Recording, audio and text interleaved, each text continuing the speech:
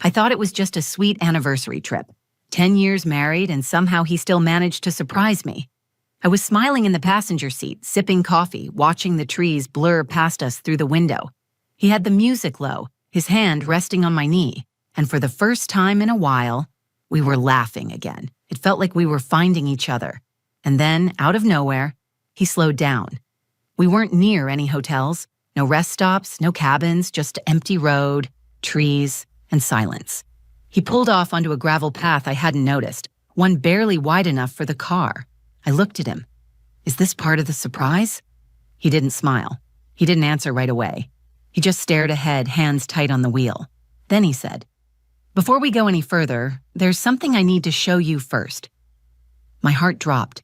He sounded calm, but something in his voice felt off, serious. Like this wasn't just a detour. This was something heavy. We drove in silence for 5, maybe 10 minutes. The trees got thicker. The path got rougher. I kept glancing at him, hoping he'd explain, make a joke, give me something to ease the tension, but he didn't. Just kept driving. Finally, we stopped in front of a place I can only describe as something out of a nightmare. It was an old cabin, sunken in at one corner, its roof sagging, boards weathered and gray. One of the windows was cracked, half covered with a piece of tarp. Ivy had grown up one side, swallowing the porch. I didn't know what to say. It didn't make sense. He put the car in park and looked at me. "This is where I grew up," he said quietly. "This is why I never talk about my childhood." I stared at him. I'd been married to this man for a decade. I knew how he liked his coffee, which side of the bed he preferred, the way his voice dropped when he was tired. But I realized in that moment, I didn't know this version of him, the boy who lived here. He opened the door and got out. I followed, my boots crunching on broken gravel. The wind had a bite to it out there, even though it was spring. The kind of wind that carried old memories whether you wanted them or not. He walked slowly to the porch, then paused in front of the door. "Are you okay?" I asked. He nodded once, but didn't look at me. Then he pulled a key from his jacket, an old rusted key tied to a piece of twine. He unlocked the door like he'd done it 100 times before. Inside, it smelled like mildew and thyme. Dust coated the floor. The furniture, or what was left of it, was broken and half collapsed. A small wood stove sat cold in the corner. There were holes in the walls, water stains in the ceiling, a moldy mattress shoved against the far wall. I turned to him, still trying to process it all. "You lived here?" He didn't answer. He walked to a spot near the center of the room, knelt down, and started pulling at a loose floorboard. It creaked, then came free with a snap. He reached into the floor and pulled out a wooden box. It was small, maybe the size of a shoebox, wrapped in an old dish towel. He held it for a second, just staring at it. Then he placed it on the ground in front of me. "This is why I never told you anything," he said. "This is everything I tried to forget." I didn't know what I was about to see, but whatever was in that box had been buried for years, maybe decades. Whatever was in it had shaped the man I loved, the man I married, the man who could never quite look at Christmas lights without flinching, or sleep through a thunderstorm. And standing in that broken room, I realized this wasn't just a stop on our trip. This was the reason for it. This was the moment everything changed. I've always believed in anniversaries, not just for the flowers or the dinner reservations, but for what they represent. Choosing each other again. Every year, no matter how complicated life became, Jace and I made a point to celebrate ours. 10 years this time, a full decade. That felt big, like something we'd earned. We'd been through job changes, a miscarriage, a move across the country. But in the past year, something had quietly shifted between us. It wasn't dramatic. We didn't fight. We still said love you out of habit, kissed before bed, watched shows on the couch, but the connection between us felt thinner, like we were living parallel lives under the same roof. I chalked it up to stress. I work as a school counselor, and this past year had been draining. Jace works in IT, mostly remote, and I knew the isolation was wearing on him. Still, I missed the warmth between us, the little touches, the random texts during the day, the inside jokes that used to make us both laugh until we cried. I missed him, the version of him that felt close. So when he told me to block out the weekend for a surprise trip, I wanted to believe it meant something, that maybe he felt the same shift, that maybe he was trying in his own quiet way to bring us back. He was never the overly romantic type. He didn't do grand gestures or handwritten letters, but he was thoughtful. He noticed when I was low, even if he didn't always know what to say. He filled my car with gas in the winter without telling me. He kept track of what kind of cereal I liked, even when I changed it every other week. That was his language. Subtle, steady, love. The morning we left, he packed the car himself. He had my favorite road snacks, a blanket for my lap, even remembered to download my favorite playlist in case we lost service. When I asked where we were going, he smirked and said, "Just trust me." I wanted to. I really did. We drove for hours, leaving the city behind, the highways giving way to rolling hills and quiet backroads. I leaned my head against the window, the sunlight warming my face, and felt myself relax in a way I hadn't in months. He reached over and took my hand at one point, gave it a quick squeeze. I looked over at him. He was focused on the road, but there was something softer in his expression. I squeezed back. That was the moment I let myself believe we were okay, that whatever quiet space had grown between us wasn't permanent, that maybe this trip was his way of saying, "I see it too. I want us back." We passed a diner with a giant rooster on the roof. I laughed and told him it looked like something out of a cartoon. He chuckled, said we could stop there on the way back if I wanted. It was light, easy. For the first time in a while, the silence between us didn't feel strained. It felt comfortable. That's why the shift was so jarring. One moment we were cruising along a scenic 2-lane highway, and the next he was turning off onto a road that looked barely traveled. There were no signs, no fences, just trees pressing in from both sides. At first I thought he was taking a shortcut. Then I noticed the way his jaw tightened, the way he stopped humming along to the music, the way his grip on the wheel changed. I asked him what we were doing, and he gave that answer, the one that cracked something open inside me. "There's something I need to show you first." I didn't press him. Something in his voice made me stop asking questions. It wasn't cold or irritated. It was serious, heavy, like whatever we were heading toward had been buried for a long time. I watched him out of the corner of my eye as he drove. His knuckles were white against the steering wheel. His breathing was shallow. He kept his eyes forward, not even glancing at me when I shifted in my seat. And then we were there. That cabin. That moment. But before it all fell apart, before the floorboard and the box and the things I can never unsee, we were just a couple in a car, a wife clinging to the hope that this man she loved more than anyone still had space in his heart for her. That maybe, despite everything, we still had a chance to find each other again. And he was the husband who, after a lifetime of silence, had finally decided it was time to let me see the darkness he'd carried alone for far too long.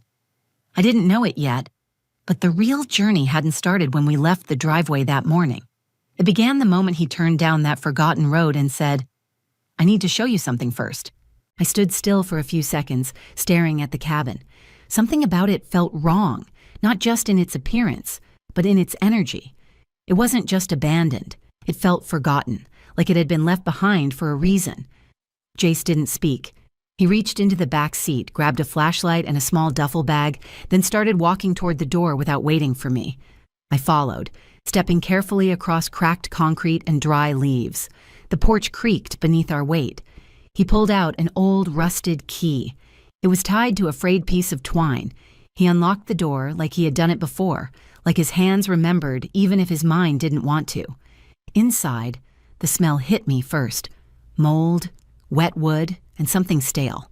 Not rot exactly, but the kind of mustiness that clings to places where people suffered in silence. The floor was warped and splintered in places. The furniture was either broken or missing entirely.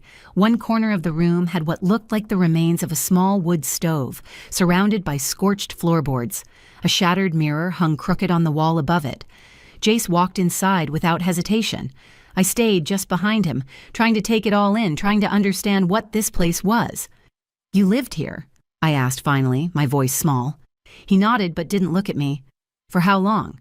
"A few years," he said, voice low, "before I was taken out of the house." Taken out. That phrasing settled hard in my stomach. I wanted to reach for him, to take his hand or at least place mine on his back, but something held me back. Maybe it was the way he moved, carefully but with purpose. Like he had rehearsed this moment 100 times, but still didn't know how it would end. He crossed the room and crouched beside a warped floorboard near the center. Without a word, he pulled out a screwdriver from the duffel bag and pried the board loose. The creak echoed through the cabin.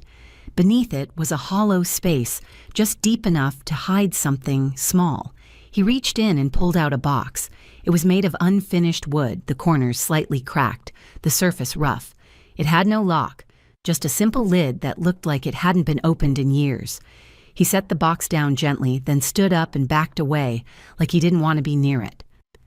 I crouched and looked at it. My heart pounded so loud I could barely hear myself breathe. "What is it?" I asked. He didn't answer right away. When he finally did, it felt like he was pushing each word out of his chest. "I buried it here when I was 12. I told myself I'd never open it again. I swore I'd forget what was in it. But I couldn't forget. I carried it with me every year, in every part of my life, even with you." I looked up at him. "Why now?" "Because if I'm going to be the kind of man who can love you fully, the kind of man you deserve, I can't keep hiding the worst parts of myself. I need you to see what I've never been able to say out loud." The weight of his words settled on my chest. I looked at the box again, but I didn't open it yet. I felt like once I did, everything would change. This wasn't just some childhood keepsake. This was trauma, sealed up and buried in wood and dust. Whatever was inside had shaped him in ways I had never seen clearly until now. I sat back on my heels and looked around the room. I imagined a boy version of Jace, alone in this cold, broken space. No warmth, no safety, no one to protect him. I thought about the way he used to wake up sweating in the middle of the night, the way he never liked tight spaces, even in elevators, the way he pulled away from affection sometimes, even when I knew he needed it. I had thought it was just personality, introversion, something unspoken but manageable. I hadn't understood how much of him was still trapped here. "I want to know," I said, "but only if you're sure." "I'm sure," he said, and this time he met my eyes. His face was unreadable, but his hands were shaking. I opened the box. Inside there were photographs, faded and curling at the edges. A small journal, the cover torn and stained. A birthday candle, half melted. A lock of hair tied with blue thread. And at the bottom, a folded piece of paper, sealed with what looked like wax from an old candle. I picked up the journal. My hands were trembling now, too. Behind me, Jay sat down on the floor, his back against the wall, his knees drawn up. He didn't speak. He just stared ahead. I turned the first page and saw his name, written in a child's uneven handwriting. Jace Monroe, age 9. And underneath that, one line. "If I don't tell the truth, no one ever will." I held the journal in my hands, and for a long moment I couldn't bring myself to open it. The room felt heavier now. The silence wasn't just quiet. It was loaded with memories, with fear, with the weight of something long suppressed. Jace stayed on the floor, his back against the wall, arms crossed tight across his chest, like he was holding himself together. His eyes weren't on me. They were fixed on a spot in the far corner of the room. Maybe a crack in the wall, maybe nothing. But I knew in that moment he wasn't really seeing the cabin around him. He was seeing everything that had happened here. I took a breath and opened the journal. The first page was brittle and slightly damp in the corners. His name was written at the top in childish handwriting. Jace Monroe, age 9. Beneath it, one sentence. "If I don't tell the truth, no one ever will." My throat tightened. I flipped slowly through the pages. The entries were scattered, some short, some long, most with shaky spelling and jagged lines. They weren't stories. They were confessions. My mom says I'm the reason my dad left. She doesn't like when I talk too loud. She locked me in the closet again today. I couldn't breathe. She said no one would believe me if I told. Each page felt like peeling back a layer I never knew existed. I read about days he wasn't fed, nights spent alone in the dark, trying to stay quiet so the yelling would stop. The time he missed a week of school because he had bruises on his arms. He had drawn a picture of himself on one page, standing alone, crying with scribbles around him, meant to be shadows. I looked up at him. He was still staring into that corner, his jaw clenched tight. "Why didn't anyone help you?" I asked, my voice shaking. He didn't answer at first. Then he said, "They didn't know. Or they didn't want to know." I wanted to argue. I wanted to believe someone should have seen it, but I knew what that kind of silence looked like. I had seen it in other kids who walked into my office and smiled like nothing was wrong because they'd already learned that the world doesn't always believe children. I reached into the box again and pulled out the folded paper sealed with wax. I hesitated. "What is this?" I asked. He looked over slowly. His expression changed when he saw what I was holding. "That's the last thing I wrote before I was taken out of the house," he said. "I wrote it after I spent 2 days locked in the crawl space. Aunt Lillian found me. She called the police." I looked down at the paper, then back at him. "Do you want me to read it?" He nodded. I broke the seal and unfolded the letter. The handwriting was slightly neater, the words more deliberate. He must have written it just before turning 12. It wasn't addressed to anyone. It simply began, "If someone is reading this, then I'm not alone anymore." He went on to explain what his mother did, how she would tell him he was possessed, that the devil spoke through him when he cried, that he had to be punished for being born. He described the nights he begged her to unlock the door, how he would hear her laughing on the other side. He talked about trying to hurt himself with a broken hanger one winter because he thought it would make the voices stop. Tears ran down my face as I read. I could barely finish it. I looked at him, heart breaking in my chest. "You were just a kid."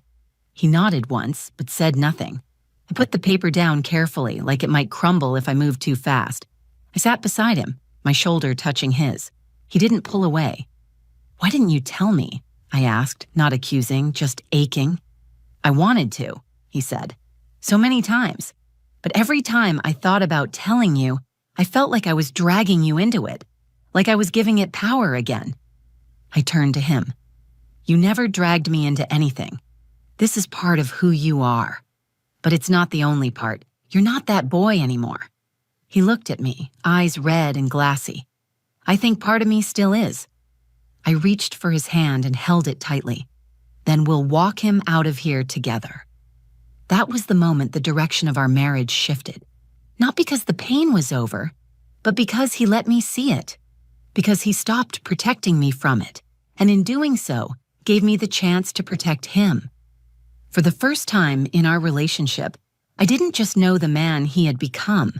I saw the boy he used to be, and I refused to leave him in that cabin alone. Jace didn't cry, but his hand squeezed mine like he was holding on to the only thing that tethered him to the present. We stayed there for a long time, just sitting in the silence, surrounded by the ghosts he finally let me see. We sat on that floor in the middle of that broken cabin, with his past scattered around us like pieces of a life no one should have had to survive. I didn't know what else to say. Words didn't feel like enough. But then something in me shifted. I wasn't just sad for him. I was angry, not at Jace, but at the people who had failed him, the teachers who ignored the signs, the neighbors who looked the other way, the system that took too long. I looked at the box again. One item remained, a small envelope taped shut, hidden beneath the folded letter. "What's this one?" I asked. Jace glanced at it and shook his head. "I forgot about that. It wasn't mine. Aunt Lillian gave it to me before I left. She said to keep it safe, but I never opened it." "You've never read it." I think I was afraid it would make me remember more than I already had. I peeled off the tape and opened the envelope. Inside was a short letter, written in neat cursive on thick, yellowing paper. The ink had faded just enough to suggest age, but it was still readable. At the top, it was dated March 14th, 2003, the day after Jace was removed from the home. It was from Aunt Lillian. I started reading aloud. "Jace, I know you may not understand everything right now, and you shouldn't have to. I've watched from a distance for too long. I was afraid, and I'm sorry. I should have stepped in sooner, but I promise you this. Your life doesn't start and end in that cabin. You are not what she said you are. You are not cursed. You are not broken. You are a survivor, and one day you will be more than what happened to you." I paused, my throat tight. Jace was still beside me, staring at the floor. He didn't interrupt. I couldn't save you from what she did, but I'm going to fight to make sure no one ever hurts you like that again. One day someone will love you the way you deserve to be loved, not out of pity, but because you are kind and good and worth it. When that day comes, I hope you believe them. I hope you believe in yourself. There was no signature, just a final line. Don't carry this forever. Let someone carry it with you. I looked over at him. He was crying now, not the quiet, contained tears I'd seen from him before, but full, shaking sobs that came from somewhere deeper, the kind of crying that only comes after years of silence. I didn't speak. I wrapped both arms around him and pulled him into my chest. He held on to me like he was afraid I would disappear, like if he blinked too long, he'd wake up and be 9 years old again, locked in the dark. We stayed like that for what felt like forever. When he finally pulled back, his face was raw, his eyes red, his voice almost gone. I kept it all in because I didn't want to be seen as broken, he said. I thought if you knew all this, you'd look at me differently. You'd feel sorry for me. I took his face in my hands. I don't feel sorry for you. I'm in awe of you. I don't know how you lived through this and still managed to love the way you do. You didn't just survive, Jace. You built a life. You chose kindness when you had every reason to shut the world out. He shook his head. You gave me the space to do that. You didn't know it, but you were helping me heal even when I didn't know what healing looked like. I thought about all the nights he stared at the ceiling in silence, the way he sometimes jolted awake but never explained why, the way he always stood between me and the front door when we walked into a new place, the way he looked at me when I talked about family holidays, like he was memorizing a language he'd never been taught. That wasn't distance. That was a man protecting something fragile inside himself, something sacred. And now he had handed that to me. I stood and walked to the center of the room. The wind whistled through a crack in the window. I looked around and spoke clearly. This place doesn't define you anymore. It can't have you, not after today. He stood and joined me, slipping his fingers through mine. Let's leave it here, he said. All of it. I don't want to carry it alone anymore. You're not, I said, not ever again. We packed the journal, the letter from Aunt Lillian, and the photographs into the box. I wrapped it gently in the towel it had been buried in and handed it back to him. He didn't put it in his bag. He walked over to the corner of the cabin where a small hearth used to be and laid the box down in the ashes. He reached into his coat, pulled out a lighter, and lit the edge of the towel. We stood together, watching the past burn. It wasn't about forgetting. It was about freeing. And as the smoke drifted up through the broken roof and into the trees, I realized we weren't walking away from this memory. We were walking through it, together. Fire burned low and slow. We stayed until the last of it turned to ash. Jace didn't say much as we walked back to the car. He looked different, though. Lighter, like something invisible had been lifted from his shoulders. His face was streaked with tears and smoke, but there was a quiet strength in his posture that hadn't been there before. We drove the rest of the way to the cabin he had originally planned for our anniversary. It was tucked beside a small lake, surrounded by pine trees and clean air. He told me he'd booked it weeks ago. It was supposed to be a surprise, a peaceful weekend to reconnect. But at some point, he decided that pretending everything was fine wasn't enough anymore. That first night, we didn't do much. We sat on the porch, wrapped in blankets. I leaned into him and listened to the sounds of the water moving and the wind in the trees. He didn't have to talk. I could feel what had shifted. He wasn't hiding anymore. The next morning, we made coffee and watched the sunrise in silence. That silence felt different now. It wasn't a wall between us. It was a space we had earned, where neither of us needed to fill the air with anything other than presence. Later that day, Jace asked if I'd go to therapy with him. Not as a favor, not to fix him, as partners. He said he wanted to understand himself better, not just for his own sake, but for the family. He still hoped we could have one day.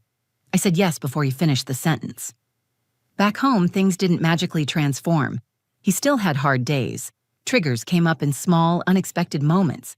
A loud noise, a closed door, even just the smell of something that reminded him of that house. But now, he shared those moments with me. He let me hold space for them. We started going on evening walks. We got into the habit of checking in with each other before bed, even just 5 minutes of talking about how we were feeling. We planted a small garden in our backyard. It seems like such a simple thing, but it became part of our healing. Something living, something that needed care and attention, something rooted and growing. One afternoon, months later, he said, "That cabin doesn't haunt me the way it used to." I asked him what had changed. He said, "You saw it. You didn't run from it." I think part of me needed to know someone else could carry the truth without dropping it. I didn't realize until then how much he'd feared being too much, too damaged. He had been protecting me from the worst of his story, thinking that by shielding me, he was saving our relationship. But the real intimacy came when he stopped protecting me and let me in. Our 10th anniversary didn't go as planned. We didn't have champagne or candles or a fancy dinner. We had smoke, tears, and the smell of old wood. We had the rawest conversation of our lives. We had truth, and truth changed everything. Sometimes I think about the boy he used to be, alone in that cabin, cold, afraid, writing in that journal, hoping someone would read it one day. I wish I could go back and kneel beside him, take his hand and tell him, "You make it out. You survive. And one day, you'll be loved in the way you never thought possible." I married a man who never truly felt safe. He learned to create safety for others before he ever learned to offer it to himself. That's what made his love so rare. It came from effort, not ease. And when he finally let me see the darkest part of his story, I didn't love him less. I loved him more. Not because of his pain, but because of his courage to face it. His decision to stop running. His willingness to stand in the rubble of that cabin and say, "This is where I came from, but it's not where I'm going." We pass near that cabin once a year now, on purpose. Not to revisit the pain, but to remind ourselves how far we've come. We don't stop. We don't need to. Knowing it's behind us is enough. If you've ever loved someone who hides their past in silence, be patient. Be still. When the moment comes and they hand you the key to their story, hold it gently. There's nothing more sacred than being trusted with someone's truth. And to anyone who thinks their history makes them unlovable, hear me. You are not what was done to you. You are not your silence. You are not your scars. You are what you choose to become. And you are never too far gone to come home to love, to thank you for being here. If this story moved you, if it made you think of someone in your life who's carrying more than they show, share this video with them. Sometimes healing starts with knowing you're not alone. If you've ever experienced something similar or if you've held space for someone else's pain, I'd love to hear your story in the comments. Your words might be exactly what someone else needs to read today. Please give this video a like if it spoke to you. It helps more people find it. And if you want more real stories about love, resilience, and everything in between, subscribe to the channel. I'll be here, telling the kinds of stories that remind us what it means to be human. Thank you for watching. Take care of your heart and take care of each other.